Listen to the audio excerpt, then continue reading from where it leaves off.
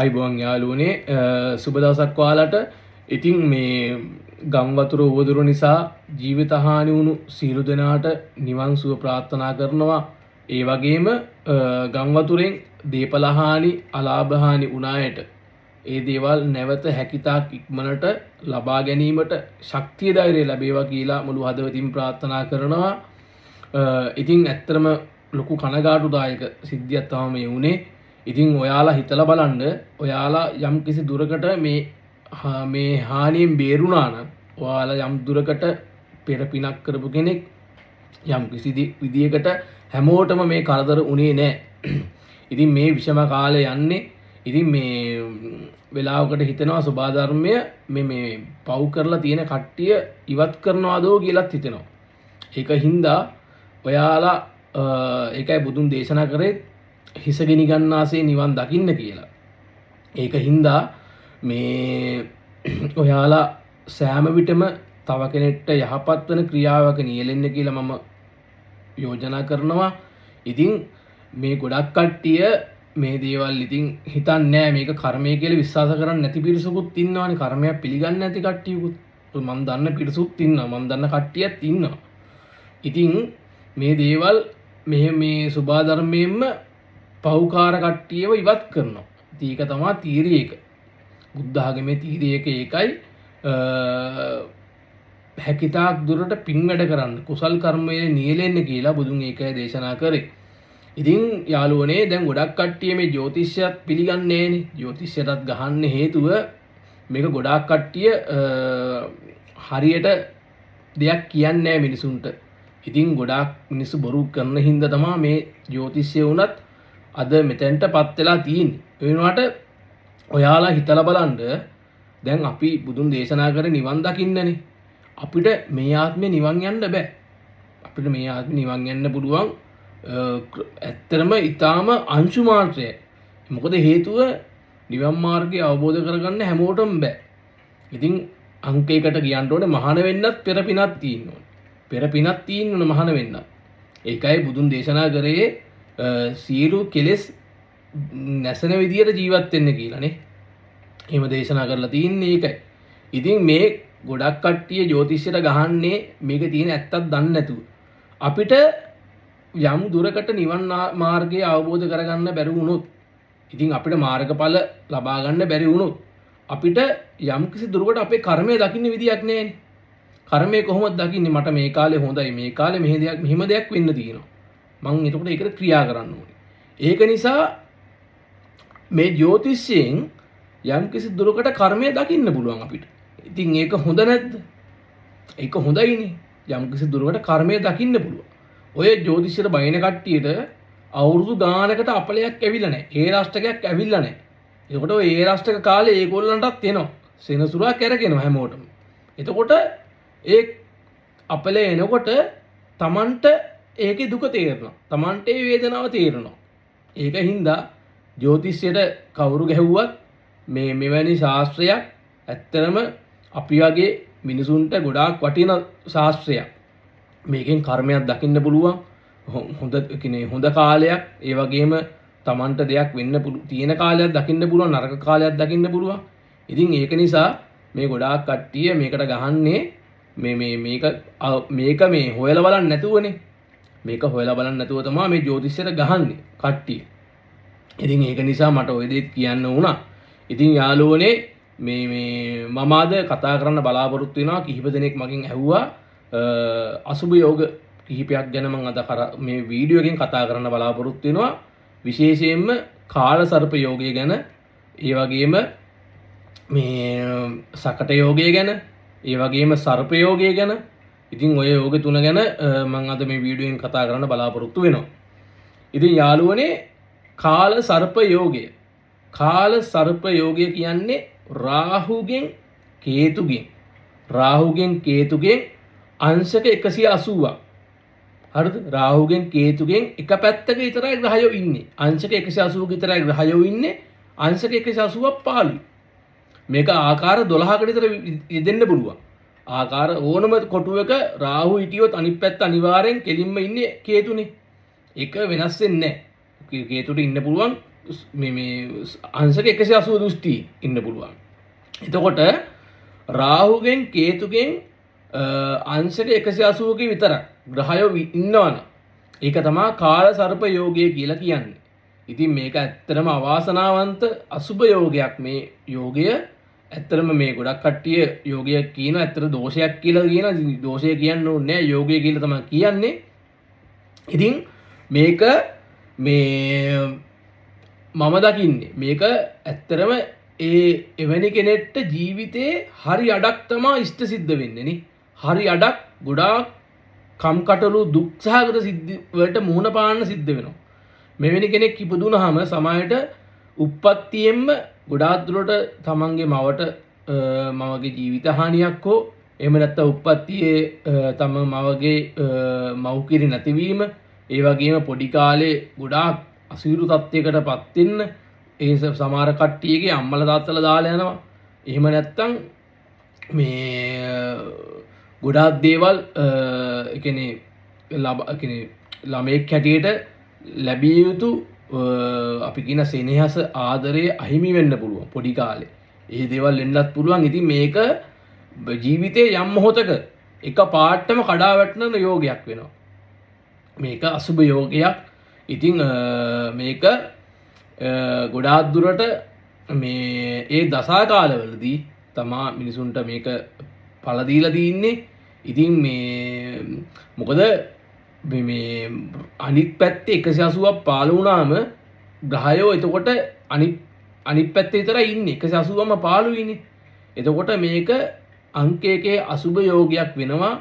මේකට බය වෙන්න ඕනේ. මේ යෝගේ තියනවා නම් ඇත්තටම බය වෙන්න ඕනේ. මොකද හැමෝටම පිහිටන්නේ නැහැ. ඉතින් විශේෂයෙන්ම කාල සර්ප යෝගයේ අපි ගත්තහම දසාව ගත්තහම රාහුගේ මහා දසාව නේ රාහුගේ මහා දසාව හා කේතුගේ මහා දසාව ඊටාම පරිස්සම් වෙන්න ඕනේ.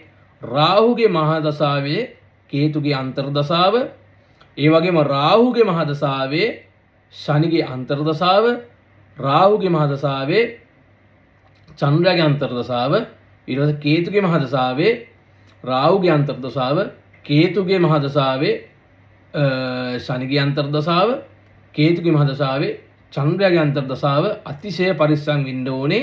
මොකද ජීවිත හානි පවා වෙන්න පුළුවන් ওই කාලේ. Tamanට ඇත්තටම ওই කාලේ පන්නන්න බෑ. ওই කාලේ අපි කලින් දැනගත්තොත් ඒකට හරි ටිකක් හරි ක්‍රියා කරන්න පුළුවන් නේ. මොන හරි දෙයක් කරන්න පුළුවන් නේ. ඒක නිසා ওই කාලේ පන්න ගන්න හින අමාරුයි. රාහුගේ මහා දසාවක් ලබනවා නම් අතිශය පරිස්සම් ඉන්න ඕනේ. ඒ විශේෂයෙන් කේතුගේ මහා දසාවක් ලබනවා නම් ඒත් එහෙමයි. ඊට පස්සේ චන්ද්‍රයාගේ මහා දසාවත් ඕකට යම් කිසි දුරකට ඇටැක් වෙනවා. මොකද චන්ද්‍රයාගේ මහා දසාවේ ශනිගේ අන්තර් දසාව, රාහුගේ අන්තර් දසාව, කේතුගේ අන්තර් දසාව. එතකොට රාහු කේතු ඊට පස්සේ ශනිගේ චන්ද්‍රයාගේ. මොකද ශනිගේ චන්ද්‍රයා කියලා කියන්නේ යාළුවනේ මේ ජම්ම ඒරාෂ්ටක ඇති කරන්නේ චන්ද්‍රයාගේ රාශියට ශනි එනකොටනේ ගෝචරේ. එතකොට ඔය යෝගයේ තියෙන කෙනෙක්ට චන්ද්‍රයාගේ මහා දසාවේ ශනිත් අගුණයි, ශනිගේ මහා දසාවේ චන්ද්‍රයා අගුණයි. ඉතින් ඕක ගොඩාක්ම තමන්ට හිතුවත් නැති මොහොතක ජීවිතේ කඩා වැටෙන්න පුළුවන්. එක පාටම කඩා වැටෙන්න පුළුවන් නේ. ගොඩාක්ම මේ තමන් හිතමුකෝ දැන් උසස් තැනක ඉන්නවා කියලා එක පාටම තමන්ගේ බිස්නස් හැමදේම නැති වෙන්න පුළුවන්. ඉතින් ඕකත් අසුභ යෝගයක් තමයි කාල සර්ප යෝගය කියන්නේ. ඉතින් මේ මම දැක්ක මේ පෙලක් ජ්‍යොතිර්වේදියෙත් මේ කියලා තියෙනවා අපේ ජනාධිපතිතුමාට මේ කාල සර්ප යෝගයක් තියෙනවා කියලා අනුර කුමාර මහත්තයාට. එතුමාට කාල සර්ප යෝගයක් නැහැ. ඒ බැලුමට එහෙම පෙවුනට ඕක මේ අංශක අනුව බලනකොට ශනි ගුරුයි පැනලා ඉන්නේ. එතුමාට කාල සර්ප යෝගයක් නැහැ. ඒ වුණාට මේ මට හිතෙන්නේ මේ උවදුරටත් මේ ගම් වතුර උවදුරටත් මට හිතෙනවා නිකන් දලදා දැක්ම වුණත් හරියට ඒ දේ කරේ නැහැ. මිනිස්සුන්ට ඒක ගොඩක් ශ්‍රද්ධාවත් එක්කනේ ඕක නැරඹිය යුත්තේ. මිනිස්සු ගොඩාක් දුක් විඳා. හරියට ප්ලෑන් කරලා ඕක මේ සැලසුවේ නෑනේ මිනිසුන්ට පෙන්වන්න. මිනිසුන්ට টয়ලට් පහසුකම් තිබ්බේ නෑ. එතකොට කන්න බොන්න තැන් තිබ්බේ නෑ. එතකොට ගොඩාක් දුක් විඳා. ඉතින් එතකොට ඒ පරිසරය අවට ගොඩාක්ම අපිරිසුදු තත්ත්වයට පත් කරා මිනිස්සුන්. ඒ වැවට ගොඩක් හානි කරා, අපිරිසුදු කරා. එතකොට මේකේ දෙන ශාපෙත් දන්නේ නැහැ කියලා මට හිතෙන්නේ නිකන්. මටත් හිතෙන්නේ මේ දේ කරපු නිසා ඒ මිනිසුන්ට දුන්න ශාපෙත් දන්නේ නැහැ මේ ගම් වතුරකින් හරි මේ දේවල් උනේ කියලා. ඉතින් ඕක හරියට ප්ලෑන් කරලා කරා නම් ඕක හරියට මිනිසුන්ට මේ දවස් දෙකෙන් දෙකට හරි කීප මේ ප්ලෑනක් ඇතුව වැඩේ කරන්න තිබ්බ ඕක ලස්සනට. ඉතින් මේක හරියට පෙන්වුවේ නැති එකේ ප්‍රතිවිපාකය දෝ කියලා මටත් හිතෙනවා. මොකද මේ ගම් වතුර ඌදුරු නිසා. ඉතින් එහෙම වෙන්නත් පුළුවන්. ඉතින් මොනවුනත් මේ අහුර මහත්තයාට කාලසර්පයෝගයක් නැහැ. ඒ වුණාට එතුමටත් ඉස්සරහා ඉදිරි කාලයට එතුමටත් අගුණ කාලයක් එනවා. ඉතින් මේ අපි හිතපු දේවල් උන්නේ නැහැ ඇත්තරම. ඉතින් ඒ ගැනත් මම කනගාටු වෙනවා. ඉතින් මේ ඕක ගැනත් මට කතා කරන්න උවමනාව තිබ්බා. හොඳයි යාළුවනේ. ඊට පස්සේ දැන් කාලසර්ප යෝගය කියන්නේ ශනිගෙන් රාහුගෙන් කේතුගෙන් ග්‍රහයෝ එක පැත්තක ඉඳීමනේ. දැන් එක්කෙනෙක් හරි හිතන්නකො චන්ද්‍රයා හිටියා කියලා. චන්ද්‍රයා පැනලා හිටියා. ඒකත් කාලසර්ප යෝගයක්. ඒකට කියන අපි අර්ධ කාලසර්ප යෝගය. හරිද? චන්ද්‍රයා විතරක් පැනලා ඉන්නවා. හරිද? දැන් රාහු කේතුගෙන් චන්ද්‍රයා විතරයි ඉන්නේ. ඒකත් අර්ධ කාලසර්ප යෝගය. මේකත් කාලසර්ප යෝගයට හා සමානයි. මේකෙදි චන්ද්‍රයාගේ මහදශාවේ රාහු කේතු ඊට පස්සේ රාහුගේ කේතු මහදශාවේ රාහුගේ අන්තර්දශාව ඒ ඔක්කොම පරිස්සම් ඉන්න ඕනේ මේකත් අරක තරම්ම ඉෆෙක්ට් එකක් නැතු වුණාට මේකෙත් බලපෑමක් තියෙනවා. චන්ද්‍රයා කියන්නේ දවස් එකමාරක් දෙකකින් මාරු වෙන ග්‍රහයෙක්නේ චන්ද්‍රයා කියන්නේ. ඉතින් චන්ද්‍රයා විතර පැනලා හිටියාම ඕකේ ඉෆෙක්ට් එකක් තියෙනවා ඕකේ. කාලසර්ප යෝගය හා සමාන යෝග. ඉතින් ඕකනේ ඇත්තටම අසුබ යෝගයක්. ඉතින් තමන් පෙර පවක් කරපු විදිහට තමයි ඉතින් ඕක සටහන් වෙන්නේ. කර්ම සටහන් වෙන්නේ තමන්ගේ පෙර පවේ හැටියටනේ. පවේ පිනේ හැටියට තමයි සකස් වෙන්නේ. ඉතින් චන්ද්‍රයා විතර පැනලා හිටියාම ඕකත් අර්ධ කාලසර්ප යෝගය කියන්නේ. ඒකත් කාලසර්ප යෝගයම තමයි. ඉතින් හැබැයි ශනි හරි ගුරු හරි එහෙම නැත්නම් කුජ රවි සිකුරු ඔය අනිග්‍රහයෝ ටික පැනලා හිටියොත් එහෙම කාලසර්ප යෝගයක් නැහැ. ඒ අනිග්‍රහය පස් දෙනා පැනලා හිටියොත් එහෙම ඔකට කියනවා දීප්ත යෝගය කියලා. විශේෂයෙන්ම ගුරු සහ ශනි පැනලා හිටියොත් ගුරු දීප්ත යෝගය ශනි දීප්ත යෝගය ඔය දෙක තමයි ප්‍රබල බලවත් ඉන්නේ. මොකද ගුරු කියන්නේ අවුරුද්දක් විතර යන ග්‍රහයෙක්. ඊට පස්සේ ශනි කියන්නේ අවුරුදු දෙකමාරක් කරගෙන ග්‍රහයෙක්. ඒතකොට ඔය ග්‍රහය දෙන්න පැනලා හිටියොත් එහෙම ඔකට කියනවා ඕක විශේෂයි. මේ අනික් ග්‍රහය පැනලා හිටියාම කියනවා ගුරු පැනලා හිටියොත් ගුරු දීප්ත යෝගය, ශනි පැනලා හිටියොත් ශනි දීප්ත යෝගය, ඊට පස්සේ කුජ පැනලා හිටියොත් කුජ දීප්ත යෝගය, ඊට පස්සේ සිකුරු පැනලා හිටියොත් කිමි දීප්ත යෝගය, ඊට පස්සේ අනික් ග්‍රහය පැනලා හිටියොත් ඒත් දීප්ත යෝග තමයි. ඉතින් අනික් ඔය ග්‍රහය පස් දෙනා. ඉතින් ඊට පස්සේ මෙතන විශේෂ වෙන්නේ ශනි සහ ගුරු කියන්නේ වැඩි කාලයක් කැරගෙන ග්‍රහයෝ දෙන්නනේ. ඉතින් ඕව විශේෂයි. විශේෂයෙන්ම ශනි දීප්ත යෝගයක් තියෙනවා නම් ශනිගේ මහ දශාවක් ලැබනවා නම් ශනි බලවත් තත්ත්වයේ ඉන්නවා නම් ඒ කෙනාට හොඳයි. ඒ වගේම ගුරු පැනලා ඉන්නවා නම් ගුරු ඉන්නේ බලවත් තත්ත්වේ නම් ගුරු දීප්ත කාලය තමයි ගුරුගේ මහ දශාවේ ඔයාට හොඳයි. අන්න එහෙමයි. ඒ ග්‍රහය තමයි ඔයාව තැනකට ගෙනියන්නේ. තැනකට ගෙනියන්නේ ඒ ග්‍රහයගේ කාල සීමාවේ දශාවේ. ඉතින් ඕක ගැන මට කතා කරන්න උවමනාව තිබ්බා. ඊට පස්සේ ඕක දීප්ත යෝග කියලා තමයි කියන්නේ. කාලසර්ප යෝග කියලා කියන්නේ රාහුගෙන් කේතුගෙන් පිට විතරක් ග්‍රහයෝ ඉන්න එක. දීප්ත යෝග කියන්නේ රාහුගෙන් කේතුගෙන් චන්ද්‍රය හැරුණාම ඉතුරු ග්‍රහය පස් දෙනා ඉන්නවා නම් ඒකට දීප්ත යෝග කියලා කියනවා. ඉතින් ඕකෙත් එෆෙක්ට් එකක් තියෙනවා. ওই දීප්ත යෝග වල උනත් යාළුවනේ මේ රාහුගේ මහ දශාව කේතුගේ මහ දශාව ටිකක් පරිස්සම් වෙන්න ඕනේ. මොකද ඕක මම අත්දැකීමෙන්ම දන්නවා. මොකද මම පොඩි කාලේ මම රාහුගේ මහ දශාව කිව්ව කෙනෙක්. ඉතින් මම දන්නවා ඕකේ එෆෙක්ට් එක මොකද්ද කියලා. ඉතින් මොකද මේ මගේ කේන්දරේ ගත්තාමත් මගේ ශනි තමයි පැනලා ඉන්නේ. මට ශනි දීප්ත යෝගය තමයි මට තියෙන්නේ. ඉතින් යාළුවනේ ඊළඟට අපි කතා කරමු සර්ප යෝගය. සර්පයෝගය කියන්නේ කාල සර්පයෝගය නෙවෙයි. ඒක හොඳට මතක තියාගන්න. මේක සර්පයෝගය කියලා කියන්නේ. සර්පයෝගය කියලා කියන්නේ අසුභ ග්‍රහයන් ඉන්නවනේ.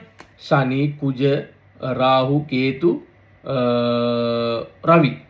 ඔය ග්‍රහය 5 දෙනා අසුභ ග්‍රහයන් විදිහට තමයි ගණන් ගන්න. ඔය ග්‍රහය 5 දෙනා කේන්ද්‍ර ස්ථානවල ඉන්නවනේ. 1 4 7 10. 1 4 7 10 ඔය ග්‍රහයෝ ටික එක පොකුරට හිටියත් නැත්නම් වෙන වෙනම ඔය කේන්ද්‍ර ස්ථානවල හිටියත් ඕකට කියන සර්ප යෝගය කියලා. තේරුණාද? එතකොට ඕකත් මහා අසුභ යෝගයක්. ඕකත් අසුභ යෝගයක් වෙනවා. හිතන්න පළවෙනි ඔයම පිහිටුවාම හිතන්න පළවැන්නේ ඔය ග්‍රහය පිහිටියා කියනමු. ශනි කුජ. එතකොට ඊයසේ ශනි කුජ රාහු රවි වගේ ඔය ග්‍රහයෝ 4 දිනක් කොහොමත් 5 දිනක් ඉන්න බෑ. රාහුගෙන් අනිත් පැත්ත තමයි කේතු ඉන්නේ. ඔය ග්‍රහයෝ 4 දෙනා පළවැන්නේ හිටියා කියන්නකො. ඒ කෙනාට ඉතින් හිසේ අමාරුව අපි කියනවා ડિප්‍රෙෂන් තත්ත්වය. එතකොට ඔළුවට අනතුරක් වීමේ සම්භාවිතාව ඉතාම ඉහළයි ඒ වෙන කෙනෙක්ට. කොයි වෙලෙත් ඔළුව කැක්කුම හිසරදය ওই දේවල් ගොඩාක් විදියට තියෙන්න පුළුවන් හැම මොහොතෙම. එවැනි කෙනෙක්ට කරන කිසිම දෙයක් තමන්ගේ පර්සනලිටි එක පවාට ඒක මේ අපි කියනවා තමන්ගේ පෞරුෂත්වයට පවා හානි කරන යෝගයක් ඕක සර්ප යෝගය එකේ හිටියොත් එහෙම. ඉතින් තමාට කිසිම දෙයක් කරගන්න බෑ. සමහරවිට ගොඩාක් දුරට ඔහොම කට්ටියට මේ මොලේ පිළිකා එහෙම නැත්නම් මොලේ ආසන්නව ඔළුව ඇතුලේ මොනාරි යම්කිසි ආබාධ ඒ වගේ දේවල් පවා පිහිටන්න පුළුවන් නේ. ගොඩක් දුරට අපි කියනවා මේ අපි කියන අර මේ මොකද්ද විශේෂ අවස්ථා සහිත ළමයි එහෙම කෙනෙක් වෙන්නත් පුළුවන් ওই සර්ප යෝගයක් ඔළුවේ පිහිටියාම. ඊට පස්සේ යාළුවනේ ඔය ග්‍රහයෝ 4 දෙනා මේ රවි කුජ ශනි රාහු ඔය ග්‍රහයෝ 4 දෙනා 4 වෙන්නේ පිහිටියොත් 4 වෙන්නේ පිහිටනවා කියන්නේ ඒකත් අසුබ தත්ත්වයක්. මොකද ඒක තමන්ගේ 4 වෙන්නෙන් අපි පෙන්눔 කරනවානේ තමන්ගේ හදවත පෙන්눔 කරනවා. ඉතින් හදවතට ගොඩාක් හානි වීමේ තියෙන සම්භාවිතාව ඉතාම ඉහළයි. ඒ වගේම හෘදයාබාධ ඒ වගේම තමන්ගේ නිවස ආශ්‍රිතවනේ තමන්ගේ නිවසට ගොඩාක් හානි සිදුවීම් පෙන්눔 කරනවා. ඒ වගේම තමන්ගේ මවට පවා ඔය සිද්ධි වලට අසුබ සිද්ධි වලට මුහුණ පාන්න සිද්ධ වෙනවා. ඔහොම අයගේ 4 වෙන්නේ ඔය අසුබ ග්‍රහයන් 4 දෙනෙක් හිටියොත් එහෙම. ඕක සර්ප යෝගය. ඊට පස්සේ යාළුවනේ 7 වෙන්නේ ශනි කුජ රාහු රවි වගේ හිටියොත් එහෙම ඕකට සර්ප යෝගය තමයි ඔය ඕකත් කියන්නේ. ඕකත් 7 වෙන්නේ. 7 වෙන්නේ කියන්නේ කේන්ද්‍ර ස්ථානයක් ඉඳලා එවැනි කෙනෙක්ට විශේෂයෙන්ම විවාහයට තමයි ඕක බලපෑම් එල්ල කරන්නේ. විවාහයට.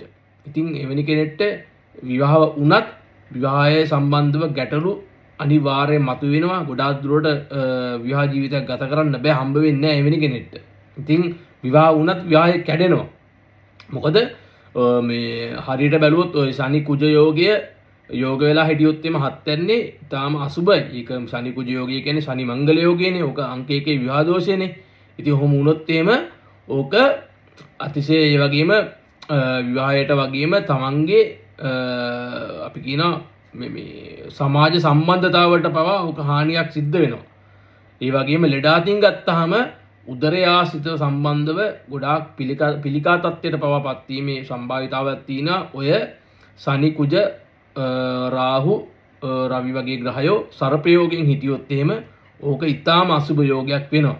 ඉතින් මේ පළවැන්නේ හිටියොත් එහෙම තමන්ගේ හිසට ගොඩාක්ම ප්‍රශ්නකාරී වෙන යෝගයක් වෙනවා. ඉතින් හිස පරීක්ෂා කරගන්න වෙනවා. 4 වැන්නේ තිබ්බොත් එහෙම තමන්ගේ හදවත පරීක්ෂා කරගන්න වෙනවා. හදවත ආරක්ෂා කරගන්න වෙනවා. පපු ප්‍රදේශය ආරක්ෂා කරගන්න වෙනවා. තමන්ගේ මවට තමන්ගේ ඒ වගේම දීපලවත්කම් පවානේ. ඒ දේවල් වලට පවා හානි සිද්ධ වෙන්න පුළුවන්. එක පාටම නැති වෙන්න පුළුවන්. ඒ දේවල් ගොඩාක් සිද්ධ වෙන්න පුළුවන් ඔය අසුබ යෝගයක්. ඉතින් 7 වෙනි හිටියොත් එimhe තමන්ගේ විවාහයට තමයි ඔක ප්‍රධාන වශයෙන් බලපාන්නේ සර්ප යෝගය. ඊට පස්සේ ආලුනේ 10 වෙනි. 10 වෙනි තමයි ප්‍රධානම කේන්ද්‍ර ස්ථානෙ වෙන්නේ. ඉතින් 10 වෙනි ඔක තිබ්බොත් මොකද වෙන්නේ? 10 වෙනි ඔක තිබ්බොත් එහෙම එයාගේ කෙලින්ම රැකියා ශේෂ්ත්‍රය තමයි ඔක බලපාන්නේ. ඉතින් 10 වෙනිෙන් අපි ගොඩාක් දුරට තාත්තා ගැනත් කතා කරනවා. තාත්තා ගැන 9 වෙනිත් කතා කරනවා. 10 වෙනිනුත් යම්කිසි දුරකට කතා කරනවා. මේ මෙහෙම හැබැයි රවිත් 10 වෙනි ටික රවිත් දිබ්බල ගතියෙන් ඉන්නේ. දැන් ශනිත් 7 වෙනි ඉන්නාගෙන දික්බල ගතියෙන් ඉන්නේ. උනට යෝග වෙලා හිටියොත් එimhe අර විදියට 7 වෙනිදී උනත් ඒක හොඳ නැහැ.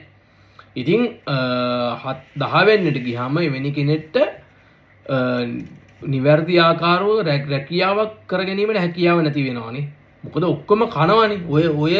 ඔය කොටුවට අදාළ තියෙන පලාපලය නැති කරනවා ඒ කෙනාගේ. රැකියා ශේෂ්ත්‍රය එහෙම නැත්නම් දුර්වල රැකියාව හම්බෙනවා. එහෙම නැත්නම් රැකියාව අමාරු කරනවා. දුර්වලනේ අමාරු රැකියාව හම්බෙනවා. ඒ දේවල් කරගන්න බෑ. මම කිහිප දෙනෙක් දැකලා දිනා සර්පයෝගය 10 වෙනිද තිබ්බොත් එහෙම ඒ අයට එක රැකියාවක් කරගන්න බෑ. පෙලක් කට්ටිය රැකියාව කරලත් නැහැ. ඉතින් එයාලා රැකියා මේ ජොබ් එකක් ඇයි කරන්න කියලා එහෙමත් හිතනවා. ඔහෙ නිකන් කාලේ කකා ඉන්නවා. එහෙම කට්ටියත් කාලකන්ණි කියලා අපි කියන්නේ. ඒ වගේ මිනිස්සුත් දැකලා තියෙනවා මම. කේන්දර දෙකක් විතර මම දැකලා තියෙනවා. ඉතින් ඕක අසුබ යෝගයක්. ওই සර්ප යෝගයක් 10 වෙනි ඉන්නා කියන එක ඒකත් අසුබ යෝගයක්. ඒ වගේම එවැනි කෙනෙක්ට අපි කියනවා කලවාශ්‍රිතව ධනිස්සාශ්‍රිතව හැදෙන්න තියෙන ලෙඩ රෝග සම්බන්ධයෙන් ඉතා අධිකයි. ඉතින් එවැනි අය පරිස්සම් වෙන්න ඕනේ. ওই සර්ප යෝගයක් කියන්නේ ඊටාම අසුබ යෝගයක්. ඉතින් ඕක මිනිස්සුන්ට එහෙම ලේසියෙන් පිළිටන්නේ නැහැ. එහෙම පිළිටුවොත් එහෙම ඒ කෙනාට ඔය මේ කේන්ද්‍ර ස්ථානික විශේෂයෙන් පිළිටුවොත් එහෙම ඒ පිළිබඳව ඊටාම සැලකිලිමත් වෙන්න ඕනේ. මොකද කේන්දර 100ක් ගත්තොත් දෙන්නෙක්ට වගේ තමයි ඔය යෝගයේ තියෙන්නේ. ඉතින් අසුබ කියන්නේ මේ කලාතුරකින් දකින යෝගයක්. හැබැයි එහෙම පිළිටන මොකද අසුබ යෝගය කියන්නේ අසුබය ග්‍රහයන් 4 දෙනාම එකට ඉන්න එපේ. ඉතින් ඒක ඊටාම මහා ඇත්තටම ඕකට කියන්නේ මේ එන කාලකන්ණි යෝග කියලා කියන්නේ ඇත්තටම ඒකයි ඇත්තටම අසුබය යෝග. මොකද මේ කාල සර්ප යෝගය ඒ වගේම සර්ප යෝගය කියලා කියන්නේ. ඊට පස්සේ යාළුවනේ මම ඊළඟට කතා කරනවා සකට යෝගය කියන්නේ මොකද්ද කියලා. සකට යෝගය කියලා කියන්නේ සකට යෝගයට ඇති කරන්නේ දැන් මේ මට කියන්න බැරනවා. දැන් යාළුවනේ දැන් මේ සර්ප යෝගයේ අනිත් පැත්ත තමයි සර්ප යෝගය කියන්නේ අසුබ යෝගයක්නේ. සර්ප යෝගයේ හොඳ පැත්ත තමයි පර්වත යෝගය කියලා කියන්නේ. පර්වත යෝගය. පර්වත යෝගය කියලා කියන්නේ කේන්දර ස්ථානයේ 1 4 7 10 සුභ ග්‍රහයන් පිහිටීම. සුභ ග්‍රහයන් කියන්නේ 4 දෙනෙක් ඉන්නවනේ. චන්ද්‍ර ගුරු සිකුරු බුධ. චන්ද්‍ර ගුරු සිකුරු බුධ. ඔය ග්‍රහය 4 දෙනා 1 4 7 10 හිටියොත් එimhe ඕකට කියන පර්වත යෝගය. සුභ ග්‍රහයන් පිහිටීමනේ. ඕක තනිකර සර්ප යෝගයේ අනිත් පැත්ත. ඉතින් පර්වත යෝගයක් තියෙනවා කියන්නේ ඒ කෙනා සුපිරි. ඒ කෙනාට ඇත්තටම හොඳ යෝගයක්. පර්වත යෝගයක් උත් ලේසියෙන් පිහිටන්නේ නැහැ කෙනෙක්ට. එයාත් හිමි පැත්තටම යවන යෝගයක්. ඕක ඒකයි. ඒකින්ද මේ සර්ප යෝගයේ අනිත් පැත්ත තමයි පර්වත යෝගය. ඊළඟට මම කතා කරන්න බලාපොරොත්තු වෙන්නේ මේ සකට යෝගය ගැන. සකට යෝගයේ යාළුවනේ ඇති කරන්නේ ගුරු සහ චන්ද්‍රය අතර තමයි අන්‍යෝන්‍ය සම්බන්ධය තමයි සකට යෝගය ඇති කරන්නේ. සකට යෝගයේ අනිත් පැත්ත තමයි ගජකේසරි යෝගය. ඒ කියන්නේ ගජකේසරි රාජයෝගය ඇති වෙන්නේ චන්ද්‍රය සහ ගුරු අතර අන්‍යෝන්‍යව එක කොටුවේ. අපි කියනවා යෝග වෙලා සිටීම. එහෙම නැත්නම් චන්ද්‍රයට ගුරු කේන්ද්‍රගත වීම. එහෙම නැත්නම් චන්ද්‍රය සහ ගුරු අන්‍යෝන්‍යව සම සප්තම දෘෂ්ටියෙන් සිටීම. ඔය තුන් ආකාරයෙන් ගජකේසරි රාජයෝගයේ යෙදෙනවා. ඕකට චන්ද්‍රය සහ ගුරු තමයි බලපාන්නේ. එතකොට අනිත් පැත්තට ගත්තාම සකට යෝගයටත් බලපාන්නේ චන්ද්‍රය සහ ගුරු. තේරුණාද? එතකොට ගුරුගෙන් 6 වෙන්නේ. ගුරු ඉන්න රාශිය ඉඳන් 6 වෙන්නේ චන්ද්‍රයා ඉන්නවනම්. දැන් උදාහරණයක් වශයෙන් ගුරු ඉන්නේ ලග්නේ. එතකොට ලග්නෙට දික්බල ගතිය තියෙනවා. හැබැයි චන්ද්‍රයා ඉන්නේ 6 වෙන්නේ. එවැනි කෙනෙක්ට සකට යෝගයේ තියෙනවා. හරිද? එතකොට චන්ද්‍රයා 8 වෙන්නේ ඉන්නවනම්. එවැනි කෙනෙක්ට සකට යෝගයේ තියෙනවා. ගුරුගෙන් 12 වෙන්නේ චන්ද්‍රයා ඉන්නවනම්. කියන්නේ ගුරු ඉන්න රාශියේ පිටිපස රාශියේ චන්ද්‍රයා ඉන්නවනම්. එවැනි කෙනෙක්ට සකට යෝගයේ තියෙනවා. මේක ඇත්තටම මේකත් නිකන් මේ හිතාගන්න බැරි විදිහට ධන හානි කරන යෝගයක්.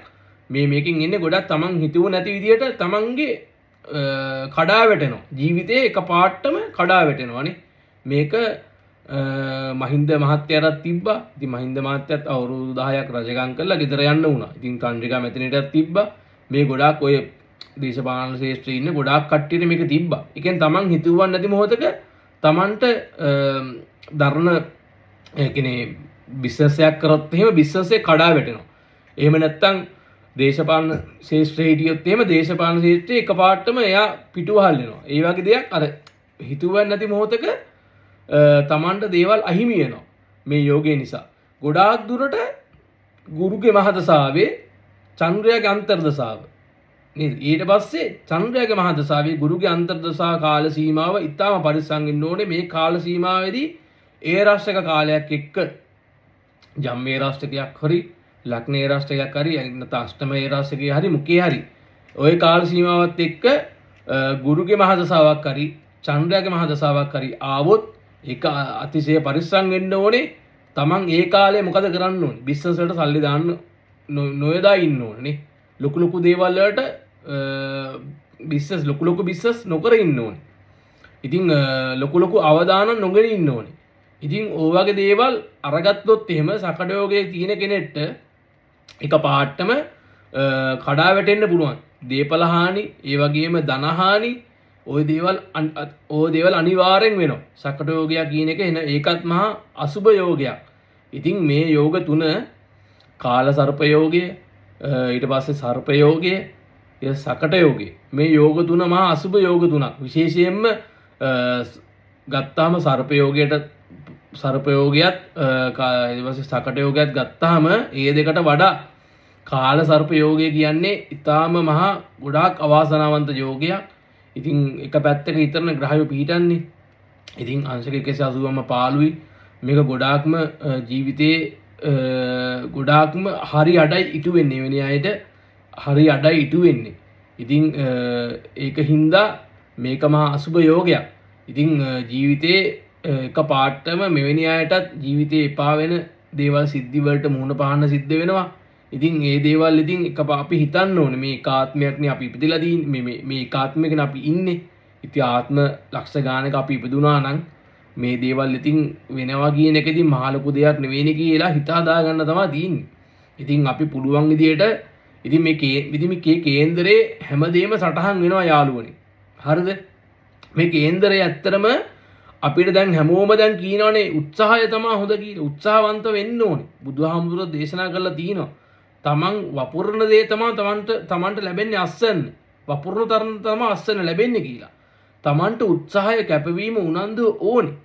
හැබැයි මේ කේන්දරයකින් මම කියන්නේ මේ බුදුදහමට හැමදේම යටත්. මේ කේන්දර වුණත් බුදුදහමට යටත්. ඉතින් මේ කේන්දර වලින් 180ක් සත්‍යයි. අනිවාර්යෙන් 180ක් මේ දේවල් වෙනවා. ඊටු 120 තමන්ට වෙනස් කරගන්න පුළුවන්. වෙනස් කරගන්න පුළුවන් මොකද තමන්ට උත්සාහය කැපවීම උනන්දුව ඒව තියෙනවා නම් ওই තුන තියෙනවා නම් තමන්ට ඊටු 120 තමන් කරන කර්මයක් තියෙනවා නම් තමන් අවුරුදු 30ක් 40ක් 50ක් ජීවත් වෙලා ඉන්නවා නම් ඔය අවුරුදු 30 40 50 තමන් කරන ක්‍රියාවක් තියෙනවනේ ඈ කෙනේ උත්සාහය වුණත් කරන්න ඕනේ හොඳ දෙයට තමන් මේ දෙයට යනවා මම මේකට යනවා කියලා මම මේ දේ ඉටු කරගන්නවා කියලා අනිත් අයට තලා පෙරලා හොරකම් කරලා එහෙම නෙවෙයි. තමන් යන්න ඕනේ මේ ධර්මානුකූලව යන්න ඕනේ ගමන. එතකොට තමයි තමන්ට හරි තැනට යන්න පුළුවන්. ඉතින් 120ක් තමන්ට තමන්ගේ උත්සාහය මත වෙනස් කරගන්න පුළුවන් මේක. මේක 180ක් විතර අනිවාර්ය මෙහෙම මේක 100ක් වුණත් කේන්දර කියන එක බොරු නෙවෙයි. කේන්දර කියන එක බොරු නම් අපි මේ කවුරුත් කේන්දර බලන්න නැතුව ඉන්නවනේ එහෙනම්. කේන්දර කියන එක ඇත්තයි. සත්‍යයි. තමන්ට දැන් අපි කියනවා දැන් මෙහෙම හිතන්නකෝ. දැන් පෙලක් කෙනෙක්ට රාජයෝග 3-4 තියෙනවා. දැන් ඔයාට මේ කාලේ හොඳයි ඔයා රජ වෙනවා ඔයා නියමයි යන්න පුළුවන් හිමි පෙත්තරම යනවා කියලා කියනවා. ඒනොට මේ මිනිස්සයා කිසිම වැඩක් නොකර පැය 10-12 බුදි ගහනවන. ඒ මිනිස්සයාට යන්නේමක් නැති වෙනවනේ. එතකොට මේ කිව්ව පලාපල බොරු වෙනවා. තමන්ට ඒ කිව්ව දේවල් තමන්ට පිහිටලා තියෙන රාජෝගයත් හරියාකාරව ඒක මේ බ්ලොක් එක අරගන්න තමන් දැනගන්න ඕනේ ඒකට අනුව කටයුතු කරන්න ක්‍රියා කරන්න. නැත්තම් නිකන් ඉන්න මිනිස්සෙට කිසිම දෙයක් දෙන්නේ නැහැ කවුරුත්. ඒකින්ද ඊටු 120 තමන්ගේ උත්සාහය ක්‍රියාව මත තමයි මේක වෙනස් වෙන්නේ. හරිද? 180ම මේක හැමදේම තමන්ගේ උපතේ ඉඳන් විපත දක්වා හැමදේම හොයන්න පුළුවන් මේකේ. කේන්දර වලින්. ඉතින් මේ ගොඩාක් ඉතින් හිතන් ඉන්නේ මිනිස්සු හිතන් ඉන්නේ උත්සාහය මතනේ කියලා. උත්සාහය ඕනේ තමයි. ඒ වුණාට කේන්දරයක් බලලා ඒකට අනුව ක්‍රියා කරොත් Tamanට තැනකට යන්න බැරි කමන්නේ. තැනකට යන්න පුළුවන්. Tamanට හොඳ කාලය මොකද්ද? Tamanට නරක කාලය මොකද්ද කියලා ඒක දැනගන්න එක ඉතින් හොඳ නැද්ද? කවුරු වුණත්. ඉතින් ඒකයි කියන්නේ යාළුවනේ මේ මට අද ඔය යෝග තුන ගැන කතා කරන්න උවමනාවක් තිබ්බා. දෙතුන් දෙනෙක් මගෙන් අහලා තිබ්බේ හින්දා ඉතින් ඔයාලට මම කියන්නේ ඒකයි. ඔයාලා දෙයක් කරනවා නම් ඒකට අපි කියන ධර්මානුකූලව ජීවත් වෙලා ඒකට අනුව කටයුතු කරන්න ඕනේ. තමන්ගේ ගෝල් එකට යන්න තමන් හොඳ ක්‍රියාවෙන් ඒ දේවල් ඉටු කර ගන්නවා, ලබා ගන්න ඕනේ. එතකොට රාජෝග පවා නිකන් ඉබේම එනවා වගේ නිකන්. එහෙමත් වෙනවා. ඉතින් මොකද අනිත් එක රාජෝගම නෙවෙයි කේන්දරවල තියෙන්නේ. කේන්දරවල ගොඩාම උතන බලපාන දසාව. දසාවක් නැත්තම් රාජෝගයක් පළ දෙන්නේ නැහැ එහෙම ලේසි. ඉතින් හැමෝටම දසාවක් තියෙන්නත් ඕනේ. ඊපස්සේ ගෝචරයෙන් හොඳ වෙන්නත් ඕනේ. ඉතින් ඒකින්ද කාල සර්ප යෝග තිබ්බත් ඒ කෙනාට අනික් ග්‍රහයන්ගේ බලපෑමත් එක්ක යම් කිසි දුරකට තැනකට යන්න පුළුවන්. අර වගේ කාල සීමාවක් ආවොත් එකපාරටම කඩා වැටෙන්න පුළුවන්. මම ඒකයි මේ කියන්නේ කාල සර්ප යෝග තියෙන මිනිස්සු අද රජ වෙලා තියෙනවා. නැත්තේම නැහැ. ඒ වුණාට ඒගොල්ලන්ටත් යම් කිසි කාලයක් එනවා. එතකොට ඒගොල්ලෝ ඒක දැනගෙන මේ කේන්දරයක් බලලා ඒ කාල සීමාව දැනගත්තාම ඒකට දෙයක් කරන්න පුළුවන් මේ කාල සීමාව වෙනකොටනේ. ඒකින්දයි මම කියන්නේ හැමෝටම හොඳ කාලයක් වගේම නරක කාලයක් තියෙනවා මේ. ඒකින්ද කේන්දරයක් බලලා Tamanට හොඳ කාලය මොකද්ද නරක කාලය මොකද්ද කියලා දැනගන්න එකට ඒක කිසි ප්‍රශ්නයක් නැහැ. ඒකින්ද මේ ගොඩක් කට්ටිය මේ කේන්දර වලට බයින්නේ ඒ මිනිස්සු කර්මයක් පිළිගන්නෙත් නැහැ. මේ දේවල් හැමදේටම උත්සාහයට දාන්නේ. ඉතින් එහෙම ඉන්න පිරිසක් තමයි ඉන්නේ. අර Tamanට දෙයක් වෙනකම් අන්න අයට වෙන කරදර කිසි ගාණක් නැහැ කියලා කියනවනේ. Tamanට කරදරයක් වෙන්න ඕනේ. Tamanට කරදරයක් වුණාට අනිත් අයගේ දුක Tamanට තේරෙනවා. ඒකින්ද මට අද ওই ටික කියන්න වුණා යාළුවනේ. එහෙනම් ඔයාලට සුබ දවසක් වේවා කියලා ප්‍රාර්ථනා කරනවා. හැමෝම පරිස්සමෙන් තම තමන්ගේ කටයුතු කරගන්න ලැබේවා කියලා ප්‍රාර්ථනා කරනවා. එහෙනම් තෙරුවන් සරණයි. සියලු දෙනාට ජය වේවා.